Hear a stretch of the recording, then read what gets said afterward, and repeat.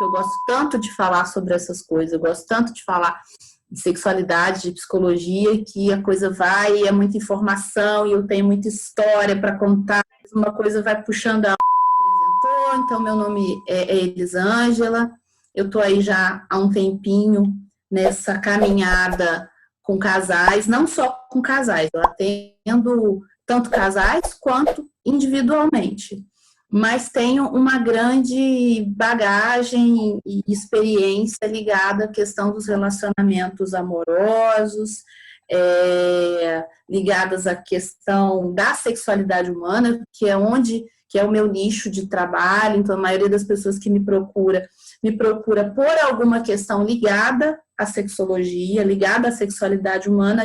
E depois, né, do início lá de março, quando a pandemia aqui no Brasil realmente deslanchou, né, se instalou, eu tenho sido convidada estou fazendo muita coisa para tentar orientar as pessoas nesse momento de como é que a gente vai conseguir manter uma relação saudável no meio de tanta mudança, no meio de tanta confusão. Então, a minha dica, né, assim, o que eu vou tentar trazer, o objetivo da nossa conversa aqui hoje, na realidade, são algumas dicas para tentar potencializar, melhorar, amenizar, ou seja, qualquer coisa que a gente consiga trazer de benefício para todas vocês, tá? Então, eu percebo que a partir do momento que a pandemia começou, a gente teve 3 fases. Eu classifico baseada nas coisas que eu escuto, nos relatos que eu escuto, porque em momento algum eu parei de atender, né? Eu parei de atender presencialmente, mas atendendo online, um trabalho que eu já fazia antes. Então, vamos lá. O que eu percebi baseado no relato dessas pessoas, baseado no relato desses casais? Primeira fase, nós tivemos no início da pandemia uma fase que eu chamei de fase de euforia. Euforia no sentido de a gente vai ter que ficar em casa. Ai, que bom, a gente vai ter que ficar em casa. Então, já que tem que ficar em casa, amorosamente falando, né, pensando na questão dos relacionamentos, então a gente vai aproveitar para fazer tudo que a gente nunca teve tempo para fazer. Então, nós vamos assistir filme, nós vamos brincar mais com os filhos, né? Nós vamos cozinhar juntos. Então, várias ideias que no dia a dia a maioria das pessoas não conseguia colocar em prática pela falta de tempo, em função do trabalho, elas começaram a tentar colocar em prática nesse momento. E junto com isso, nós vamos fazer mais sexo. Então, a primeira fase foi essa fase aí, de muita euforia, todo mundo muito feliz, apesar do que estava acontecendo lá fora, tentando tirar o que podia tirar de bom dentro desse momento. Segunda fase, para mim, veio uma fase de tranquilidade. Aí é aquela fase que, assim, já vimos bastante filme. Então, filme já não é uma coisa que a gente consegue. Mas vamos fazer o seguinte, vamos mudar de plataforma. Então, a gente sai do Netflix e vai para a Amazon, que ainda tem coisa lá que a gente não assistiu.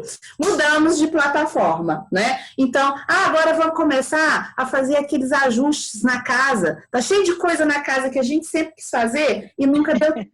Vamos começar a fazer agora. Então, assim, consertar uma porta, arrumar a torneira da pia, trocar um piso. Então, as pessoas começaram a se dedicar um pouco mais à casa delas. E nesse momento, a questão sexual já tinha começado a diminuir. Então, na primeira fase, uma frequência muito maior, que agora a gente tem nessa já um pouquinho mais calma, mais lenta. E hoje, depois de 7 meses para nós aqui do Brasil, para quem está aqui no Brasil, para quem está fora, esse período aí tem uma divergência, uma oscilação, mas eu acredito que estejam também mais ou menos nessa mesma fase. O que eu vejo em relação à questão relacional? Um certo marasmo, uma fase de marasmo e quase irritabilidade com o parceiro. Vou dizer uma irritabilidade. O que eu escuto hoje dos casais é assim, Elisângela, pelo amor de Deus, eu não aguento mais olhar para a cara de fulano, eu não aguento mais olhar para a cara de ciclano. Então, foi isso, esse é o momento que eu vejo que a maioria dos casais está vivendo. E aí, como que a gente vai lidar, né? Como que a gente fez a seguinte pergunta: como a gente vai manter um relacionamento saudável depois de tantos meses de pandemia, né? Então, é sobre isso que a gente vai falar, como manter o amor nos tempos de pandemia. Então, primeira coisa que é interessante a gente pensar, como estava esse relacionamento antes da pandemia? Porque muitas vezes as pessoas não param para pensar nisso. Elas tiveram aquela fase eufórica, e aí tal, muito sexo, talvez nem tanto, mas sim. Depois disso, elas começaram a tentar entender algumas coisas. Primeiro que eu falo, a maioria das pessoas já nem reconhecia mais aquela pessoa com quem ela se relacionava. Gente, porque é muito fácil, entre aspas, é claro, você sair de casa às 7, 8 horas da manhã e voltar para casa às 7, 8 horas da noite. Quando você chega em casa, você tem um tempo curtíssimo para você ter contato com o seu parceiro. E aí o que você tem, assim, você vai jantar junto, um junto que na maioria das vezes não é tão junto assim, não é um junto que muitas vezes é um fazendo uma coisa, dando comida para a criança e mexendo no celular e tal, e daqui a pouco a gente tem que dormir, porque daqui a pouco já está na hora de acordar. E agora você tem um espaço de tempo gigante onde você precisa estar com aquele parceiro. Então, primeira coisa que a gente tinha que analisar, como é que estava a minha relação, como é que estava o que a gente chama de conjugalidade antes da pandemia. O meu dia a dia com essa pessoa. Eu me dou se ainda tem afeto, respeito, carinho, ou a gente só vive junto por uma questão de comodidade, de benefícios, enfim. Essa é a primeira pergunta que eu faço para os casais, porque às vezes eles estão culpando a pandemia, mas na realidade, e aí tem alguns casos que eu já acompanho há muito tempo, e eu falo, mas espera aí, mas você já trazia essa queixa muito antes da pandemia, mas a pessoa perde um pouco desse foco, e a gente tem esse hábito, isso é do ser humano, a gente sempre coloca a responsabilidade em alguma coisa que está externa. Não, então o problema é da pandemia, porque antes estava bom. Eu falo, estava bom mesmo? Né? Vamos ver. E muitas vezes não estava. Então, a gente tem que avaliar como que estava a afetividade, né, dentro dessa conjugalidade, e a gente tem que avaliar como é que estava a vida sexual antes disso. A sua vida sexual antes da pandemia era boa? Ou ela já não era assim, tão boa, tão saudável? Quando eu falo boa, eu quero dizer no sentido de saudável, no sentido de ativa, e não entenda ativa como transar todos os dias, 5, 6 vezes por dia. Eu falo ter uma relação sexual de qualidade. Então, essa é a primeira análise que precisa ser feita. Quer dizer, como é que era isso antes? Tá? Quando a gente fala se a conjugalidade não era boa, né? Então, sem uma boa conjugalidade, é impossível a gente ter o quê? Afetividade, a gente ter sexo de qualidade, como eu falei, e a gente ter um relacionamento saudável. Então, a primeira coisa que eu vou pedir para vocês fazerem um exercício interno aí, silencia alguns segundinhos, 5 segundos, para e pensa como era a minha vida antes da pandemia, porque se ela já não era tão bacana assim antes, não é justo que você se exija que agora ela seja maravilhosa, porque agora, além dos problemas que ela tinha antes, ela ainda tem os problemas de isolamento, de distanciamento social, muita gente em relação à questão de trabalho, algumas pessoas, não sei como é o caso de cada um de vocês aí, mas muita gente trabalhando remotamente, outras pessoas nem puderam trabalhar, outras perderam o emprego, então a gente tem que analisar cada caso dentro da sua subjetividade. Então, primeira coisa para a gente poder pensar, né? Então, algo que a gente não pode perder de vista, independente do momento da sexualidade que vocês estão vivendo, que a gente vive, é o seguinte. Outra pergunta: o que é que diferencia uma relação fraternal, uma relação de irmão, para uma relação amorosa? o sexo. Nada mais. Se eu moro aqui e eu moro com um amigo, a gente pode até dormir na mesma cama todos os dias. Mas se a gente não transa, a nossa relação é exclusivamente de amizade. O que separa a linha divisória entre uma relação amorosa e uma relação fraternal, de amizade, né, de coleguismo, é o sexo. Se não existe sexo, então a gente fala que essa relação não é considerada uma relação amorosa, por favor, me entendam, amorosa no sentido de amor romântico. Ela pode ser amorosa, sim, talvez em outro sentido, em outro tipo de amor. Amor incondicional, que a gente chama do amor ágape, que é aquele amor que a gente sente pelo outro, mas que não é mais da esfera do romantismo. Então, é uma análise interessante para a gente fazer. Qual que é qual que é o tipo de amor que eu tenho hoje, que eu nutro hoje por esse meu parceiro? Aconteceu isso e aconteceu agora em motivo de pandemia, ou isso já aconteceu lá atrás há muito tempo e eu ainda não tinha me dado conta e agora a pandemia veio e jogou isso na minha cara? Porque eu olho para o cara e falo assim, nossa, eu adoro assistir filmes, né, cozinhar junto, sentar junto, bater um papo, mas quando eu penso em sexo, eu ouço muito isso, Elisângela, na hora que eu penso em sexo, meu coração até gela, eu tenho menor vontade. Então, se isso já existia antes, agora não vai ser diferente, né? Então, muitas vezes eu ouço a seguinte fala, né, das pessoas, que não é muito incomum. Mas, Elisângela, o sexo não importa. O sexo não é importante. Aí eu faço a pergunta, o sexo não é importante para quem? Porque a gente tem que avaliar isso. De repente, a gente está num casamento, num relacionamento a longo prazo, que o meu parceiro pode ser que ele queira isso de mim, mas eu já não consiga mais me doar para ele. Então, algumas mulheres, estou falando mulheres porque a gente está aqui num grupo de mulheres, mas eu atendo homens também que vêm com essa queixa. Não é uma exclusividade, a gente tende a achar que é uma exclusividade feminina, essa coisa de, o sexo não é importante. Existem muitos homens que também trazem essa queixa, mas eles têm muita vergonha de falar isso. E no consultório eles falam porque, afinal de contas, eles estão ali para abrir o coração deles, porque eles estão angustiados com essa questão. Pensa, a gente tem muita dificuldade, né? Mulher, é muito difícil a gente ser mulher. Cara, mas é muito difícil ser homem também. Eu fico, às vezes, ouvindo alguns questionamentos, e às vezes eu tento me colocar na pele de um homem, e a gente que vem aqui no Brasil de uma cultura extremamente machista, galera, ser homem aqui no Brasil também não é fácil, porque existe uma cobrança gigantesca em relação a resultado, a você tem que ter sempre vontade, porque homem que é homem sempre tem vontades, enfim. Então eu acho que é interessante a gente pensar, o sexo não é importante. Quando eu uso essa frase, aí eu tenho que pensar, não é importante para quem? Eu preciso saber se o meu parceiro também está compactuando dessa mesma teoria.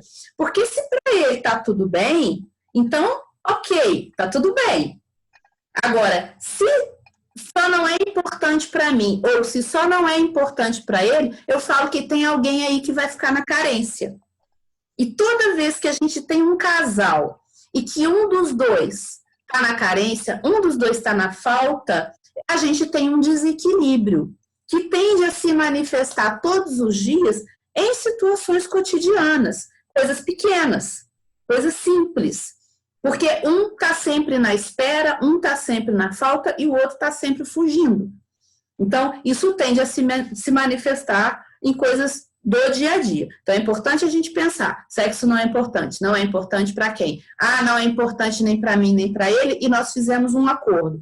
Ok, não, é importante para mim, não é importante para ele. Então, muitas vezes eu estou abrindo mão de algo que é necessário para mim e eu finjo que não sinto. Eu provoco uma inibição do meu desejo. Toda vez que eu provoco uma inibição do meu desejo, eu vou gerar ansiedade, que é o mal do século. Hoje em dia a gente vive aí um momento de extrema ansiedade em função da pandemia, mas a ansiedade já estava aí, ó, muito antes de pandemia. A pandemia só veio para potencializar isso, não é? Então, toda vez que eu inibo o meu desejo, se eu quero isso e eu não tenho isso, ou se o meu parceiro quer e ele também não tem, ele vai promover essa inibição do desejo.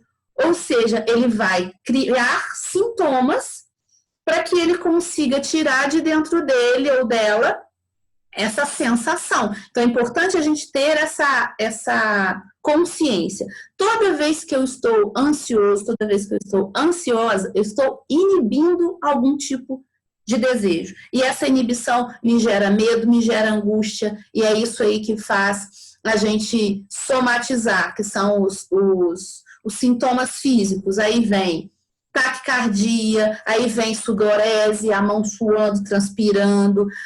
Aí tenho casos de pessoas que vão parar em hospitais achando que estão tendo infartos, de tanto desequilíbrio psicoemocional. O corpo responde, o corpo fala. Então, sempre que a gente pensar em ansiedade, vamos pensar em inibição de desejo. Eu falando que não estou sentindo uma coisa que eu estou sentindo, eu posso falar que gosto de você, Norma, eu posso sentir gostar de você, mas eu tenho vergonha de falar que gosto de você, porque eu não sei se você vai me retribuir na mesma medida. E a gente sabe que um dos maiores medos do ser humano, se não o maior, eu acho que para mim é o maior, se chama rejeição. Ninguém quer ser rejeitado. Então eu tenho tanto medo de falar para você, ai, Norma, eu gosto de você, e você não me responder nada, que aí eu não falo. Toda vez que eu não falo, o que eu estou fazendo? Eu estou inibindo o meu desejo. Quando eu inibo esse desejo, toda vez que eu chego perto de você, eu tenho uma crise, eu posso ter uma ansiedade, que não precisa ser uma mega crise, mas que pode ser um desequilíbrio. Aí chego perto de você, eu tô doida para falar isso para você, mas eu não falo, porque eu tenho medo, porque eu não sei se você vai me responder na mesma medida. Então, eu inibo e gero ansiedade. Então, eu posso ter uma crise de pânico. Até aí, ok? Então, vamos pensar nisso. Sexo não é importante. Para e pergunta, não é importante para quem? Se a gente está de acordo, eu e o meu parceiro, eu e a minha parceira, porque aqui a gente está falando, né, ampliando aí a questão de orientação sexual, não precisa ser um homem ou uma mulher, pode ser uma mulher com uma outra mulher, pode ser, né, um homem com outro homem. Toda vez que eu faço isso, eu estou deixando de lado alguma parte, né, uma parte da minha essência, que é a sexualidade. E é interessante a gente pensar que a gente faz isso. A gente é ensinado a tratar a nossa sexualidade como se fosse uma coisa externa. Como se fosse uma coisa, tipo, a parte da religiosidade, da família, dos amigos, isso todas essas áreas estão integradas. Mas vocês já repararam que quando a gente fala de sexo, quando a gente fala como se fosse uma coisa lá de fora, né? Como se fosse uma coisa que não me pertencesse. E na realidade não, é uma coisa daqui de dentro, que me pertence, mas que principalmente nós mulheres fomos educadas a não dar valor àquilo, porque mulher direita não podia dar valor ao sexo, né? Porque uma mulher de verdade, não, isso é coisa de mulher da rua, isso é coisa de garota de programa, isso é coisa de prostituta. Mulher de verdade, mulher direita não faz isso. Então, vamos aprender a deixar de lado a questão ligada à sexualidade, como se ela fosse externa e como se ela não fosse importante na sua vida. Mas a sexualidade, ela é muito importante, ela é uma parte da fisiologia da gente. É como beber, é como comer. Então, faz parte desse fisiológico, olhando pelo lado da biologia, e faz parte do emocional, né, do psicoemocional. Então, se a gente está deixando isso de lado, vamos parar para pensar por que a gente está deixando, tá? Então, quando eu falo da questão dos casais terem ou não sexo, entendam que eu não estou falando de frequência, eu estou falando de qualidade. Quando um casal chega para mim e pergunta, Elisângela, qual que é o normal, né? Eu odeio usar esse normal, mas as pessoas usam. O certo é a gente usar o comum. Qual é o normal? Quantas vezes um casal normal transa por semana? Gente, não existe isso. Existe o que está satisfatório para os dois. Se for satisfatório uma vez por semana e o casal tem uma relação uma vez por semana e essa relação é bacana, ela abastece, os dois está ok. Se for uma vez por mês, está ok. Se for uma vez a cada 3 meses, tá bom também. O ruim é quando para um tá legal e o outro tá na carência. Aí a gente tem um problema. Então, a gente está aqui falando de qualidade, a gente está falando de envolvimento, de afetividade, e a gente não está falando de quantidade, tá? Então, vou começar falando aqui 5 dicas para manter o relacionamento saudável. Primeiro, eu vou falar da conjugalidade, que é aquilo que eu expliquei lá atrás, que é manter o seu dia a dia, o seu contato com o seu parceiro de uma forma amorosa. E daqui a pouco eu vou dar algumas dicas para manter a relação mais apimentada. Então, nós vamos dividir aí em 2 partes. Primeiro, vamos falar de como tentar manter a conjugalidade um pouco mais saudável e depois a gente vai falar de como tentar apimentar um pouquinho essa relação. Então, vamos lá. Primeiro, para uma conjugalidade saudável, diálogo. Amigas, amadas, conversem com seus parceiros. Não adianta a gente tentar manter uma conjugalidade saudável, um relacionamento saudável sem conversa. A gente precisa falar, principalmente nós mulheres, nós temos o hábito de não falar, isso é muito comum, porque homens e mulheres têm um funcionamento diferente, e a gente tem que ter essa consciência, e não tem nada de errado nisso, a gente só precisa saber que é diferente. O cérebro masculino, ele funciona, ele trabalha de uma forma, o cérebro feminino, ele funciona e ele trabalha de uma outra forma, tá? As pessoas não leem mentes, tá? Ninguém quer Madame Zoraide, para olhar para a pessoa e falar... A gente precisa sinalizar para o outro, sinalize para o seu parceiro o que é que você quer. Mas o que a pessoa faz? Ela simplesmente emburra, fica olhando para ele de cara feia e esperando que ele faça aquilo que ela gostaria. Tá errado, gente. Não, é um comportamento totalmente equivocado. Se você quer algo, se você está insatisfeita com algo, sinaliza. Fala, meu bem, toda vez que você faz isso, eu me sinto dessa e dessa forma. É possível você tentar evitar fazer isso? Essa é a maneira mais adequada de falar. Também não é legal você virar para o seu parceiro e falar assim: eu odeio quando você faz isso, principalmente no campo da sexualidade. Principalmente no campo da sexualidade. Porque se você está na cama com o seu parceiro, ele toma uma iniciativa, ele vai tentar fazer alguma prática que você não curtiu muito, que você não está curtindo muito, e você, no meio da transa, você vira e fala: eu odeio quando você faz isso. Gente, acabou o sujeito. Acabou o sujeito. Já era. Dali ele trava, e aí para ele perder a ereção ou ter uma ejaculação rápida é um pulinho. Mas na maioria das vezes ele perde a ereção, porque ele se assusta. E quando ele se assusta, ele produz adrenalina. E a adrenalina é o hormônio que inibe o hormônio da ereção. Então eu costumo dizer o seguinte: aonde a adrenalina entra, a ereção sai. Os dois juntos no mesmo lugar é impossível. Então tenta ser mais carinhosa, ser mais assertiva na sua fala com ele. Meu amor, conduz ele, sabe? Meu amor, eu prefiro que você faça dessa forma. Nossa, eu me sinto tão bem, tão confortável, tão excitada quando você faz dessa e dessa forma. Ah, e mudou para ele. Agora, quando você usa eu odeio, você acabou com ele, gente. A gente tem que entender que os nossos homens, eles são educados para serem machos, viris.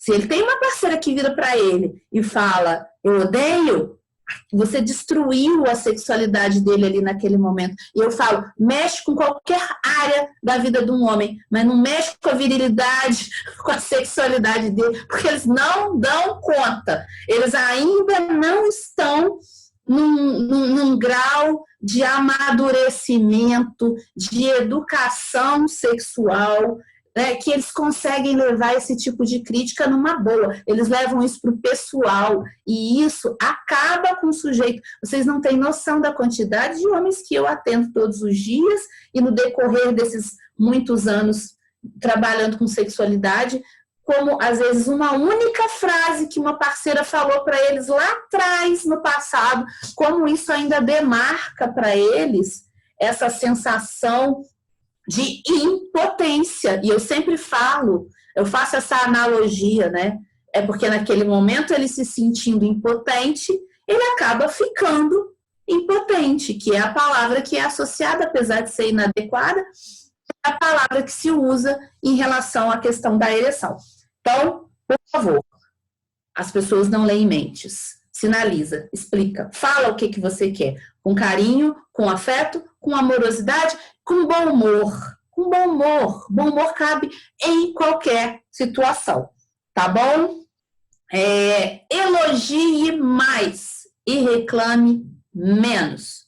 Né? Ou que pelo menos seja na mesma medida. Gente, nós mulheres, de novo a diferença do cérebro masculino para o cérebro feminino. A gente tem muito hábito de mostrar aquilo que a gente não gosta.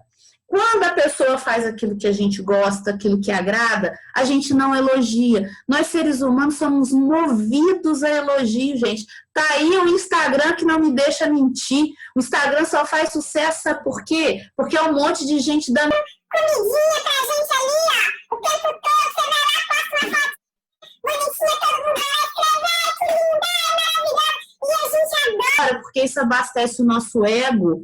Não que isso seja digno de orgulho, mas isso aí já é tema para uma outra palestra, se a gente começar a falar de ego aqui, de massagem do ego, porque o ego é o cara, na realidade, é o cara a ser batido e não é o cara a ser levado em consideração. A gente transcende quando a gente consegue superar o ego, e isso não é uma coisa fácil, é um exercício diário, mas aí quem sabe a gente volta aqui outro dia para falar disso, né? Então, elogie.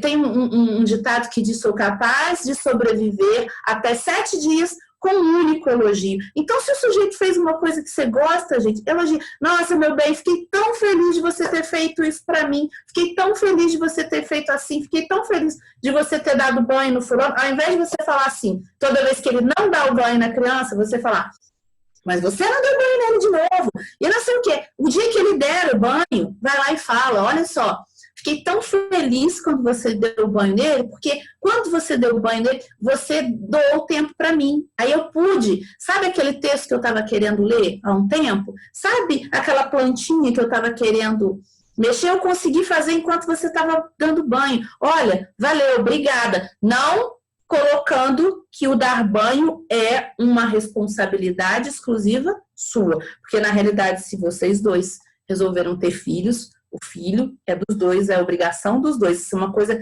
abrindo um outro parênteses, que eu falo muito com as minhas mulheres. Não use isso, tipo, fulano lavou a louça. Ai, obrigada por você ter lavado a louça para mim. Não, obrigada por você ter lavado a louça para nós. A casa é nossa. Então, né, é sempre deixar, porque senão a gente está demarcando esse lugar machista de que louça é exclusividade das mulheres. Não é. Então, elogie mais. Outra coisa, peça ajuda. As pessoas se sentem extremamente solícitas e úteis quando alguém pede ajuda. Mas nós mulheres temos o hábito de que a gente não pede ajuda e a gente fica esperando, tem a ver com aquele primeiro tópico das pessoas lerem mentes, a gente fica esperando que o sujeito adivinhe que a gente precisa de ajuda. Não, gente, pede ajuda. Fulano, por favor, você coloca o lixo para fora? Já que ele não teve esse start? Então, pede para ele. Agora, pede e espera um pouquinho, porque nós que somos, né, eu estou falando por mim, eu sou uma mulher muito independente, eu comecei a trabalhar muito cedo, e enfim. Então, eu tenho que, é uma coisa que eu preciso me policiar muito, porque se eu peço uma coisa para a pessoa E às vezes ela demora um pouquinho, pode já. Eu vou lá e eu já faço, porque na minha cabeça tá demorando demais. Mas espera aí, a minha cabeça, o meu time é um, o time do outro é completamente diferente. E às vezes ele só demorou 10 minutos para fazer. É porque, na realidade, a gente quer controlar tudo e a gente quer que ele faça na hora. Fulano, faz para mim. Você já quer ver o sujeito levantando e indo fazer. E não funciona dessa forma. Às vezes ele vai precisar de um tempinho. Aí você levanta, vai lá e faz, ele vai olhar e vai falar assim, já fez mesmo, vou continuar aqui no meu videogame, vou continuar aqui no meu filme, vou continuar aqui brincando com o cachorro, vou continuar aqui dormindo. Então, muitas vezes a gente reclama do homem que ele não ajuda, mas ele não ajuda porque a gente não delega, a gente não ensina para eles como fazer, né? A gente não ensina para eles o que fazer, a gente simplesmente solicita e fica esperando que a coisa aconteça de imediato, e não vai acontecer dessa forma. Quando acontecer, seja grato, né? Expresse por que você pediu ajuda, que é o tópico anterior, e você foi atendida, você foi acolhida. Agradece no sentido da gratidão genuína. Não é assim, obrigada. Não, meu bem, muito agradecida por você ter feito isso por mim. E a maneira ideal da gente trabalhar essa gratidão, que a gente chama de, na psicologia a gente chama de gratidão ativa, é você agradecer e usar o porquê. Norma, muito agradecida por você ter me convidado para fazer essa palestra, porque quando passo os meus conhecimentos para outras pessoas, me sinto útil. Então, eu te dei a informação de por que sou grata, né? E isso vai acionar a generosidade que existe dentro dela. Num outro momento, ela vai lembrar que algo que ela fez para mim me foi muito positivo e ela vai querer repetir. O ser humano funciona dessa forma, tá bem? Agora, essas dicas que eu dei para melhorar a parte da conjugalidade. Agora a gente vai pensar em dicas, então, sim, para apimentar a relação. Vamos ver. Primeiro, se cuide. Isso é muito... Vou começar por aí. Gente, roupa. Ok, estamos no meio de uma pandemia. Não é porque estamos no meio de uma pandemia que devo andar por aí vestida com roupa da última eleição do meu vereador que não ganhou. Não é? Que eu posso andar com uma calcinha bege. Gente, bege é uma cor de calcinha que não deveria existir. Entende? Não tem nada mais broxante do que uma calcinha bege. Ah, não, mas eu tenho calcinha bege porque quando eu uso calça branca, então põe branca. Que aí o branco no branco aparece. Mas bege não.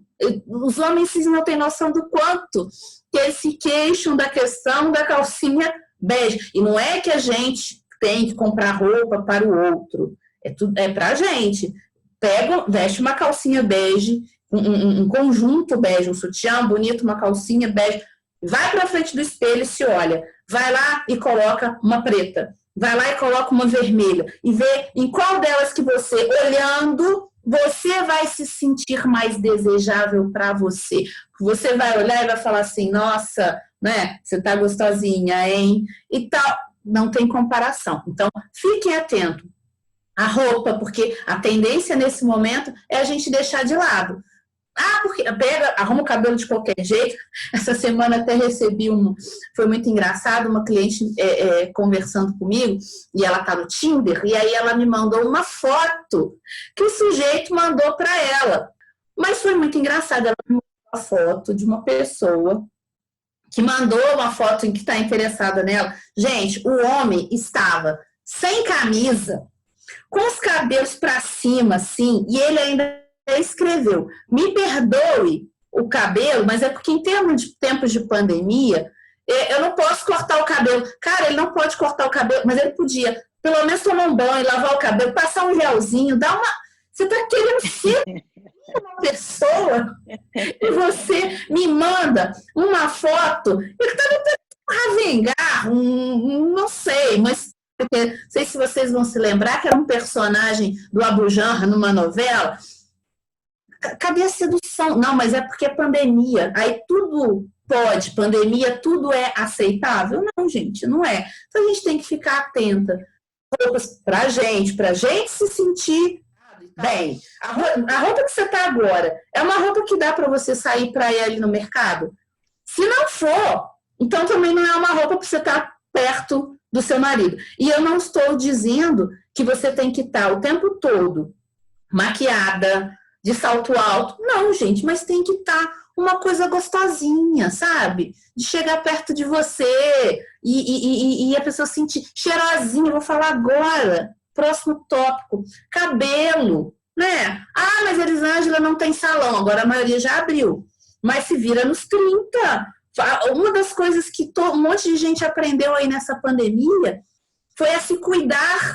Cabelo, unha, de vez em quando, pelo menos, é importantíssimo. Mas volto a frisar, não é assim, tem que fazer para o outro porque fica uma coisa muito machista, não. Faz para você. Eu adoro olhar para as minhas unhas e ver que elas estão arrumadas. Mas é para mim, porque eu me sinto mais bonita, eu me sinto mais sedutora, eu me sinto mais feminina. Mais feminina. Então, cabelo, unha, higiene. O que eu tenho tido de reclamação de mulheres que na pandemia, os parceiros, gente, eles estão brigando furadinho. Vocês entendem isso? Eles ficam, porque não sai de casa, acorda com a mesma roupa, para quem não entendeu, furadinho é o chuveiro. Eles acordam com a mesma roupa e eles ficam dentro de casa o dia inteiro no computador. Eles acham, ainda mais para quem é de região fria aí, não é, Norma? Então eles acham que não precisa tomar banho, porque estão limpos, porque eles não saíram de casa. E aí eles ficam 1 dia, 2 dias, 3 dias, com a mesma roupa, com a mesma cueca, não escovam os dentes. Como que eu tenho vontade de beijar uma pessoa que dormiu, acordou, comeu, lanchou, tomou café, alguns fumam, outros bebem, e não escovam os dentes? Então, se isso está acontecendo com você não tem vontade de chegar muito perto do seu parceiro, não se culpe. Não se culpe. Porque é isso aí mesmo. É difícil. Então, a gente vai ter que sentar, conversar com essa pessoa e mostrar a importância disso, tá? Então, primeira coisa, se cuide. Segunda coisa, fantasie. A fantasia é o oxigênio do sexo. Costumo dizer isso, né? Então, você precisa treinar a sua mente a fantasiar em relação ao sexo. Aí tem mulher que fala pra mim assim, Elisângela, mas eu não fantasio. Eu falo, mentira. Todos nós fantasiamos, todos, sem exceção. O que acontece na maioria das vezes é que a gente pode ser fruto de uma educação que foi tão reprimida, tão inibida, que a gente nem se dá conta disso e a gente não consegue fantasiar de uma forma livre, de uma forma leve, de uma forma solta. Quando eu falo fantasia, eu não estou querendo dizer vista uma fantasia de coelhinha ou vista no seu marido uma fantasia de elefante. Não é isso. Tem a ver com o pensamento. Vou dar um exemplo. Se Norma me convida para ir jantar na casa dela, e eu falo para ela, ela fala, Elisângela, qual é o seu prato predileto? Aí eu vou falar, estrogonofe de filé. Vou fazer o estrogonofe de filé para você amanhã.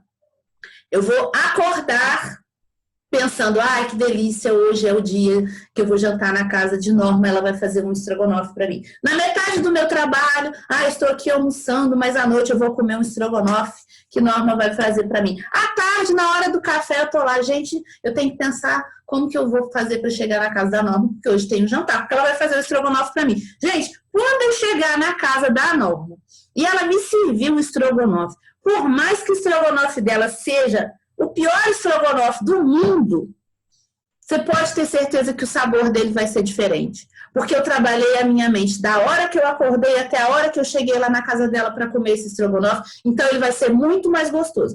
Agora, se eu tivesse deixado para pensar no estrogonofe só na hora que eu cheguei na casa dela e vi lá o prato, por mais gostoso e saboroso que esse estrogonofe tivesse, talvez ele não tivesse assim tanta, me trouxesse tanta emoção. Eu ia comer gostosinho, Norma, obrigada. Ou talvez eu nem falasse nada. Mas como eu fiquei ali o dia inteiro alimentando aquela fantasia do estrogonofe maravilhoso da Norma, quando eu comi, o negócio ficou muito mais saboroso. Com sexo é a mesma coisa. Então, as mulheres não querem pensar em sexo, mas elas querem, na hora que o parceiro procura, estar disponíveis ao sexo. Gente, não vai estar. Por quê? Porque a gente funciona diferente. Porque a nossa mente pensa em sexo de uma forma diferente que a mente dos homens. Então, trabalhe aí essa fantasia, né? A gente, uma dica que eu acho que é interessante, por exemplo, ler contos eróticos. É uma coisa que pode ajudar a quem é muito travado em relação à fantasia. Você encontra milhares de contos eróticos hoje na internet. É claro que alguns são extremamente picantes, você não vai, talvez, começando a fazer isso agora, você não vai se conectar, você não vai se identificar. Mas tem uns que são muito bacanas, então tem gosto para tudo. Descobre lá que tipo de conto que realmente te excita. Aí você lê um na parte da manhã, no outro dia você lê outro. Eu costumo trabalhar com as minhas clientes. Leia pelo menos um conto erótico todos os dias, as que têm muita dificuldade de fantasia, para que essa fantasia comece a fazer parte do seu mundo. E que com o decorrer do tempo, isso já não te assuste tanto quando o seu parceiro vier com uma sugestão de uma fantasia, você não vai achar aquilo uma coisa extremamente absurda. Aquilo ali já vai fazer parte do seu cotidiano, né? E aí você vai lidar com isso com muito mais facilidade. Então, segunda dica, fantasia. Terceira dica, faça jogos sexuais. O que são jogos sexuais, Elisângela? É você usar o que a gente chama de criatividade sexual, que também está bem ligado com a questão da fantasia. O sexo, ele não acontece somente em uma esfera.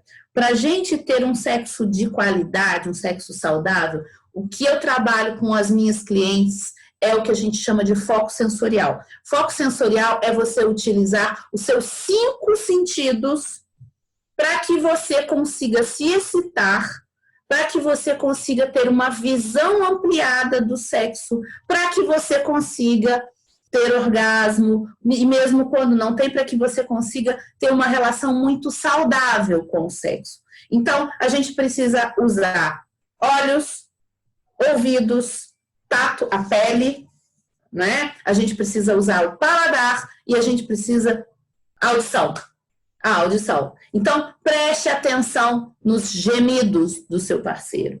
Preste atenção no que você sente quando o seu parceiro te toca. Preste atenção, o visual é o que a gente mais usa, mas é o que eu trabalho bastante para a gente desconectar, porque a gente é muito visual. E a mídia, e a TV, e o outdoor, eles trabalham demais. Então, quanto mais a gente consegue desligar do visual e passar para uma questão mais da percepção, o que eu sinto quando o meu parceiro me toca? O que eu sinto quando o meu parceiro toca o meu seio? Eu sinto, isso é bom, isso é confortável, isso é agradável. Não sinto nada. E ok, se não sentir nada. Eu tenho mulheres que não têm, que o seio, por exemplo, não é uma zona erógena para elas, e tá tudo bem. Só que a gente precisa descobrir quais são as zonas erógenas pra gente, né? Cada um vai ter uma. Então é importante usar uma dica que eu vou dar sobre essa questão aí. É um filme muito, muito, muito antigo, algumas de vocês talvez já tenham assistido. Quem não assistiu, eu aconselho, que é o 9,5 Semanas de Amor. Eu não sei se vocês conhecem. Ele é um filme erótico, não é um filme pornográfico, por favor, não confundam pornográfico com erótico. A indústria pornográfica usa o termo erótico para disfarçar o pornográfico, mas erótico é diferente de pornográfico.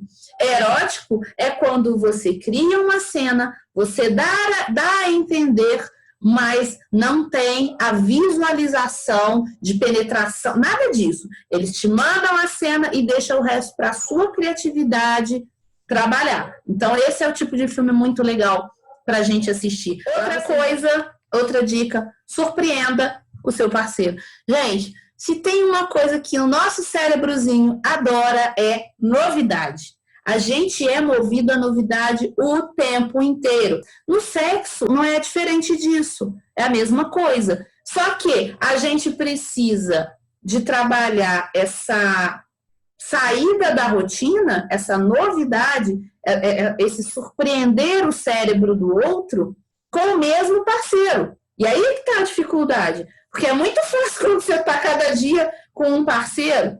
Agora, vai fazer isso sempre com o mesmo parceiro. Então, esse é o momento em que a criatividade e a fantasia precisam agir, exatamente para a gente conseguir trazer essa sensação que é extremamente viciante para o cérebro. O cérebro ele fica buscando. Observa quando vocês conhecem uma pessoa. Você não me conhecia. Vamos supor que você teve uma identificação comigo. Nossa, aí você vai falar de mim para o seu amigo, você vai falar de mim para o seu marido, você vai falar de mim para outra amiga, enfim. Aí você começa a frequentar a minha casa, a gente começa a sair junto, qualquer coisa desse tipo, porque você está apaixonada, é um apaixonamento. Então, o cérebro, ele tende a se apaixonar pelas coisas.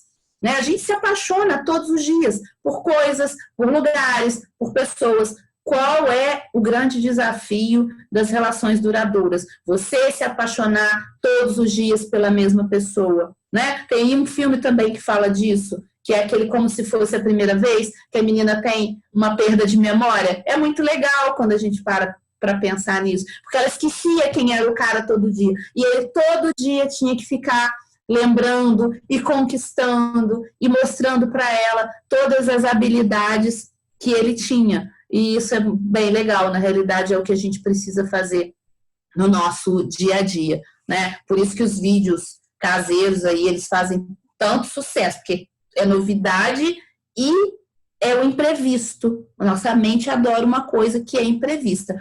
Então, vamos pensar em dica. O que eu posso fazer, Elisângela, para surpreender o meu parceiro?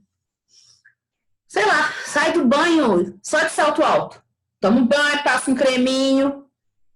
Vamos supor que ele goste de salto alto. Saia do banho só de salto alto, né? As crianças estão dormindo, se Deus quiser, ou conseguiu mandar para casa da avó, pelo amor de Deus, porque tem que ter um momento. Eu sei que hoje a gente está mais restrito a isso, mas ou já está dormindo, ou para quem não tem filho, fica muito mais fácil. Então, é sempre você tentar buscar alguma coisa que o cara vai olhar e falar, opa, o cérebro dele vai olhar e vai falar, opa, isso aí é uma novidade, isso eu nunca vi não. E isso vai ser extremamente excitante. Então, isso pode ser uma dica. Outra dica, muda o cenário. Gente, pelo amor de Deus, você tem o seu quarto, por mais que você more num apartamento pequeno, vamos supor, mas minimamente você tem um quarto, você tem uma sala, você tem a cozinha, você tem uma máquina de lavar. Então, muda o ambiente. O nosso cérebro, a nossa mente precisa de mudança de cenário. Toda vez que você muda o cenário, ele entende como aquilo ali fosse uma super novidade. Então, não dá para sair do quarto, Elisângela, porque o quarto das crianças fica do lado. Cara, sai pelo menos da cama, transa no tapete, por favor, de vez em quando, pelo menos para poder trazer um pouco de suspiro, porque normalmente o que eu ouço é na mesma cama, na mesma posição. A pessoa já sabe até a hora que vai ter orgasmo, porque ela sabe, ó, primeiro que fulano faz assim, depois ele aperta aqui, depois ele lambe ali, depois ele faz assim, acabou. Não tem cérebro que resista a isso, é que a pessoa fica assim, que tédio, dá para ler, fazer alguma coisa mais pontual, entende? Então, pensa sempre na questão a novidade, mudança de cenário, é ótimo. Uma terceira dica ainda dentro dessa questão de surpreender, tenta fazer sexo sem penetração. Aí você vai falar, Elisângela, sexo sem penetração não é sexo. Sim, sexo sem penetração é sexo. E ele você tem 1 milhão de coisas que você pode fazer sem necessariamente ter a penetração. Muitas vezes a sociedade, né, a gente é educada a entender que sexo é vagina e pênis. Não, gente, o sexo, ele está em todo o nosso corpo. Sexo oral é sexo, masturbação é sexo, masturbação junto com o outro, entende? Você masturbando seu marido, seu parceiro, e ele te masturbando, isso também é uma forma de sexo. E muitas vezes, quando você apresenta isso tudo para o outro e não apresenta o sexo, tipo assim, o sexo que eu falo, a penetração, você já cria um tópico, você já cria um gancho para uma próxima relação. Você vai deixar esse parceiro extremamente excitado e com desejo de que uma nova oportunidade aconteça, exatamente para que haja essa penetração que não aconteceu dessa vez, mas os dois estão saindo dessa relação satisfeitos. Então, assim, a gente vai trabalhar de alguma forma para que haja a satisfação dele e ele a nossa. Eu estou falando, ninguém ficar ali todo mega excitado e puf, cortou, que isso nem é saudável. É encontrar uma forma de a gente, se possível, chegar ao orgasmo, um de cada vez, tem nada dessa história junto, que isso é mito, um de cada vez, mas sem esse conteúdo da penetração. Isso é muito bacana. Quinta e última dica para apimentar a relação. Invista em brinquedos e produtos eróticos. Eu sei que para algumas pessoas, principalmente para algumas mulheres, isso é bem absurdo. Tem a ver com autoconhecimento. Se você não sabe o que você gosta, né? Se você não sabe quais são as suas zonas erógenas, você não vai conseguir ter orgasmo. Dificilmente você vai conseguir, porque primeiro eu preciso conhecer o meu corpo. Para aí eu apresentar para o meu parceiro quais são as coisas que eu gosto, quais são as zonas erógenas que me encantam. Olha, aqui eu sinto, eu prefiro que você faça dessa forma, eu prefiro que você faça assim, eu prefiro que você faça assado. Quase que 99% das mulheres que chegam na minha clínica toda semana, quando eu pergunto para elas, você se masturba? A resposta dela é, claro que não! Como? Se eu estivesse perguntando uma coisa assim, absurda. E eu falo, claro que não, por quê? Porque eu sou uma mulher direita, né, Elisângela? Fala, não, então você está fazendo isso errado, você deveria fazer de outra forma. Porque uma mulher direita é aquela mulher que entende que ela tem direito de ter prazer, que ela tem direito ao autoconhecimento corporal, que ela tem direito, sim, de ter um orgasmo, seja sozinha ou acompanhada. O ideal é que você aprenda sozinha primeiro, para depois você apresentar isso para o seu parceiro. Sem isso vai ficar bem difícil. Tem aquelas que chegam, ai, isso é muito triste, gente. Elas deitam e ficam lá, esperando. Aí elas falam para mim, mas ele é que tem que saber. Não, gente, ele tem que saber, você tem que mostrar para ele. Se você não mostra para ele, ele não vai saber. De novo, voltando na questão do ler mentes. Se tá lá, uma mulher deitada na cama, se você não fala para o seu parceiro o que te encanta, o que não te encanta, o que te excita, o que não te excita, como que esse cara vai encontrar o caminho para te ajudar a ter orgasmo? A maioria ainda tem esse pensamento. Ah, porque eu não tenho orgasmo, porque a culpa é dele, porque ele não sabe. Amigas, não. A culpa é nossa. A responsabilidade do nosso prazer é nossa, não é do outro. O outro, ele vai funcionar como uma ferramenta para me ajudar a atingir isso. Mas a responsabilidade, como tudo na nossa vida, é sempre minha. Sou eu. Se eu não conheço meu corpo, eu não vou gozar nunca. Nunca. Então, invista nesses produtinhos aí.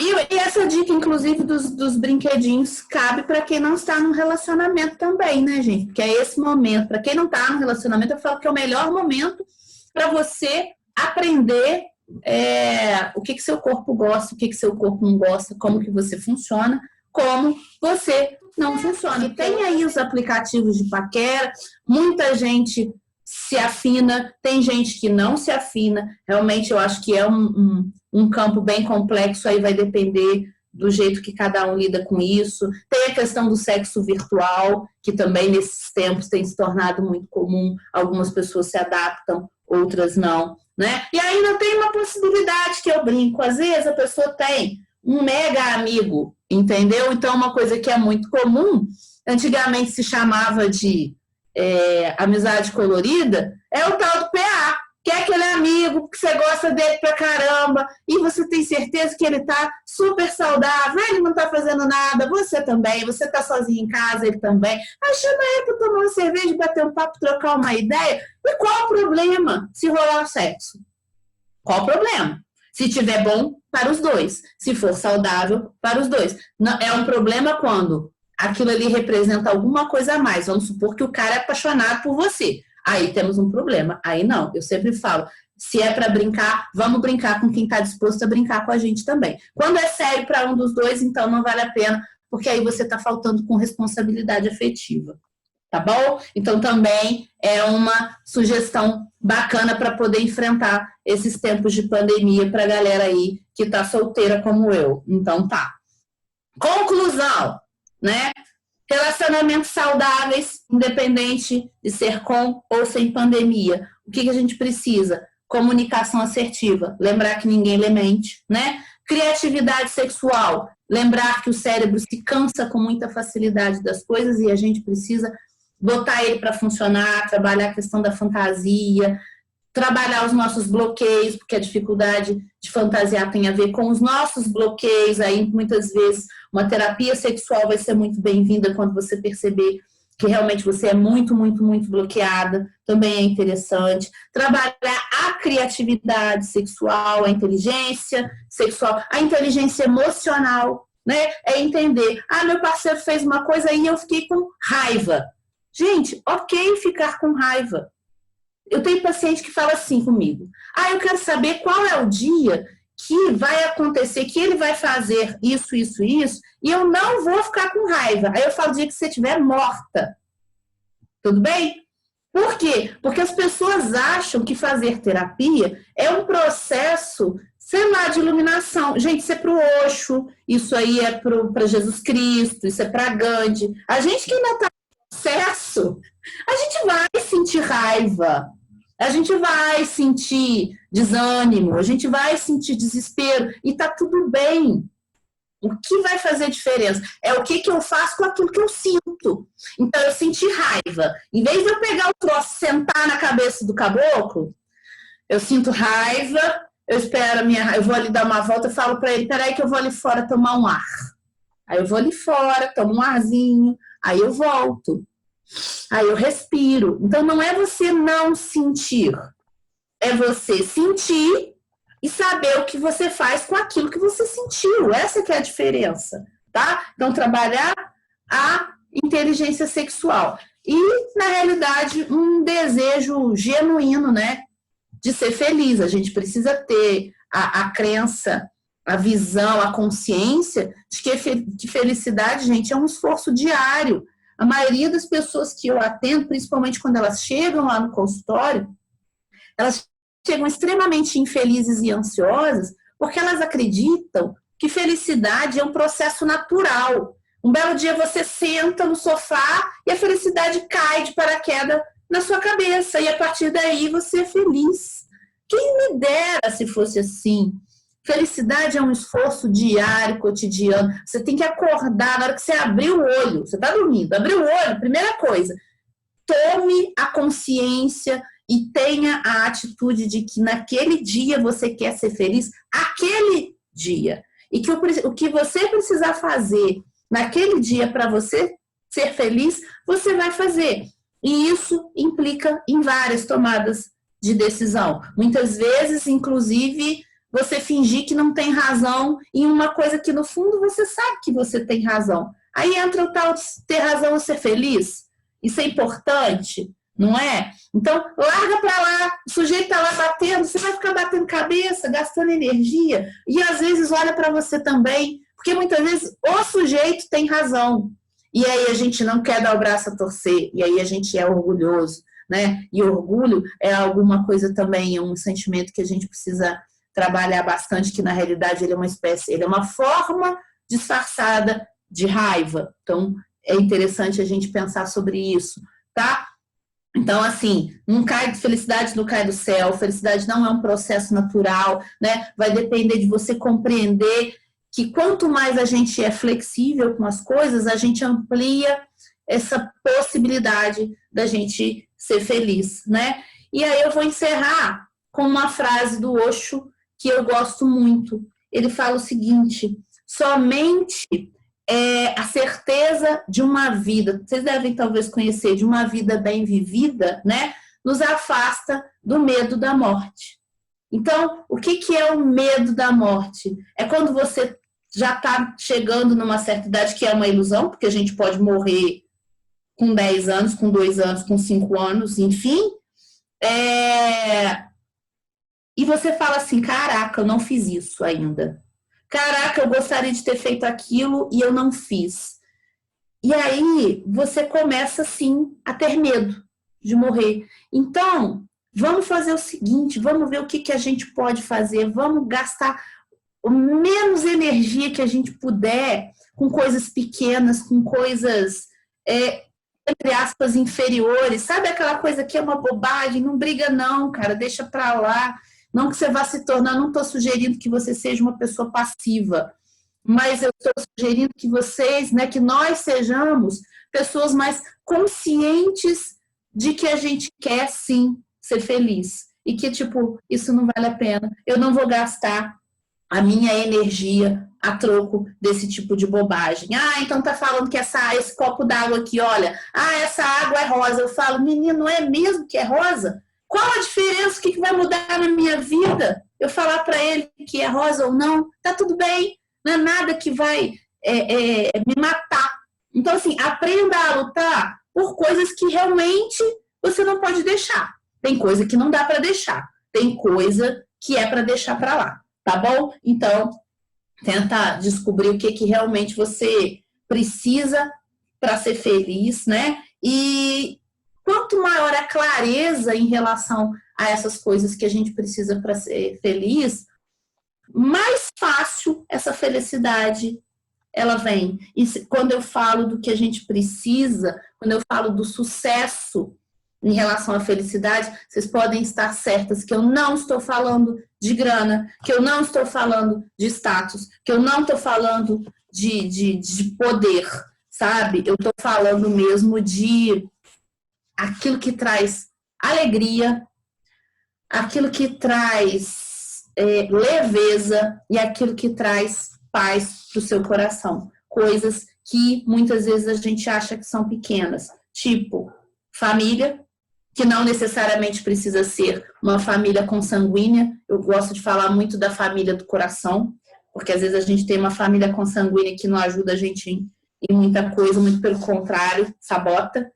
E aí a gente acaba escolhendo quem é a nossa família, os nossos familiares do coração, né? Amigos, que não precisa ser um montão. Eu falo que ninguém precisa ser o Roberto Carlos e ter 1 milhão de amigos, que só ele quer ter 1 milhão de amigos, né?